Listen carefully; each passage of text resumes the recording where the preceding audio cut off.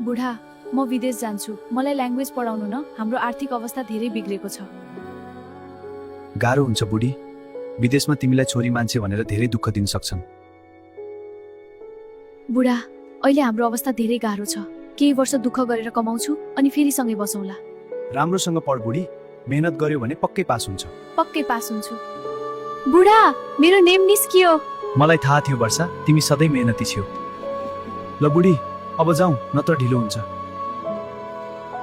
बुढी विदेश जाँदैछौ आफ्नो ख्याल राख्नु है नहात्तिनु बुढा अब सबै ठिक हुन्छ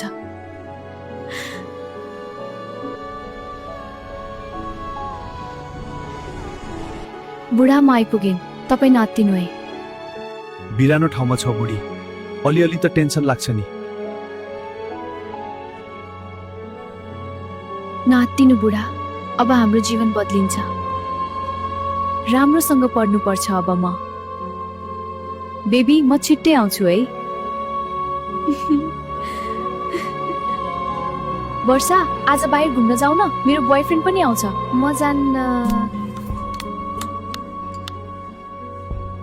किन यति मेसेज गर्छन् म यहाँ पढ्न आएको हुँ मैले राम्रोसँग पढ्नुपर्छ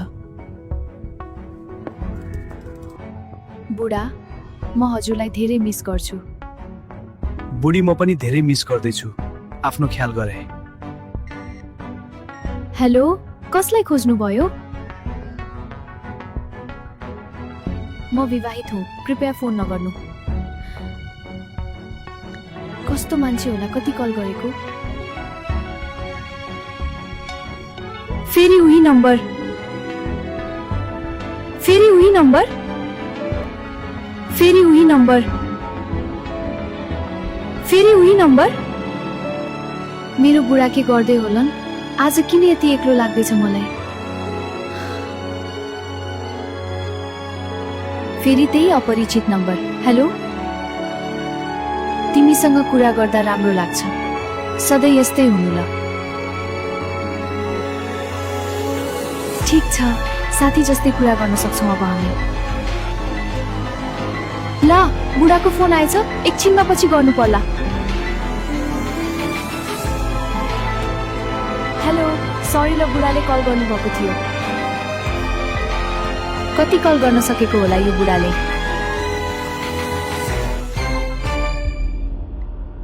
होइन किन फोन उठाउँदिन वर्षाले यत्रो ऋण कसरी तिर्ने अब म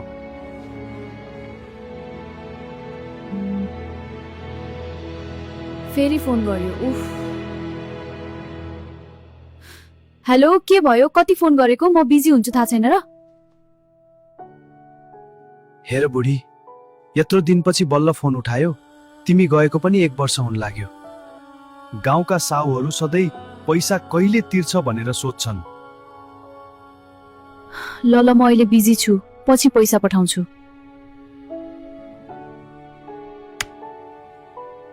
आकाश आयो जस्तो छ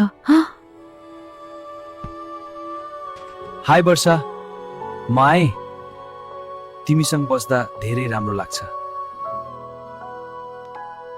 कति फोन गरेको होला आज तिमीसँग हुँदा धेरै राम्रो लागिरहेको छ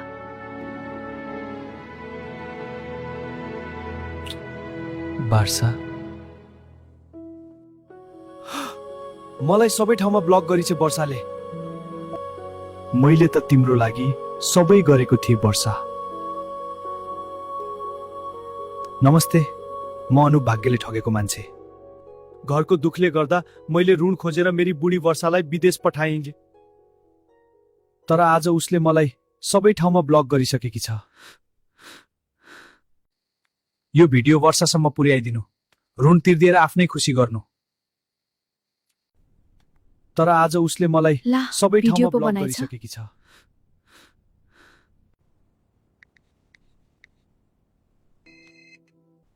हेलो अनुप हेलो बुढी बल्ल तिमीलाई मेरो याद आयो याद आएर होइन मलाई बदनाम गर्न भिडियो हाल्यो होइन बुढी मैले तिमीलाई बदनाम गर्न चाहेको होइन हरेक दिन साहुहरू पैसा माग्न आउँछन् म कहाँबाट तिर्नु यत्रो पैसा म मर्नु नबाच्नु भएको छु बुढी जाऊ म र त्यसो भए मलाई तनाव नदेऊ।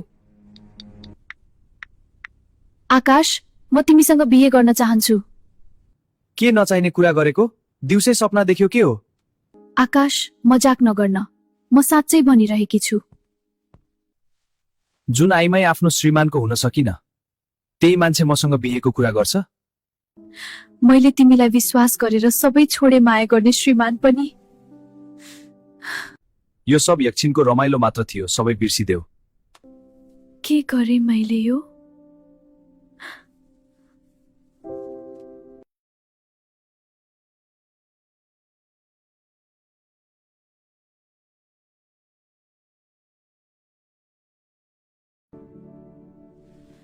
न त घरको भए न त घाटको। अब मसँग कोही छैन, न त घर न त माइती।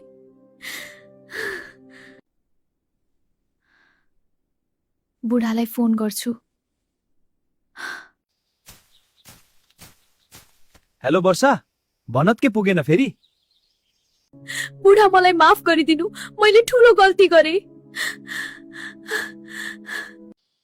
बुढी किन रोएको? रुने अधिकार त मलाई मात्र छ। तिमीलाई त रमाइलो गर्न सबै छन् त्यहाँ, रुने म छु त किन रोएकी? I'm sorry. प्लिज बुढा, मलाई एक चान्स दिनु। जति पीडा दिनु थियो दिइसक्यो। मैले प्रेम गरेको मान्छे हो, माफ गरेँ बुढी। अब म यस्तो गल्ती फेरि दोहोऱ्याउँदिन।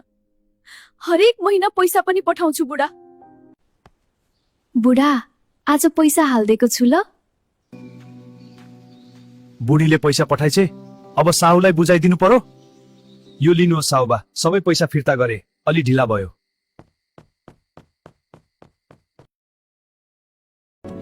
बुढा! बुढी!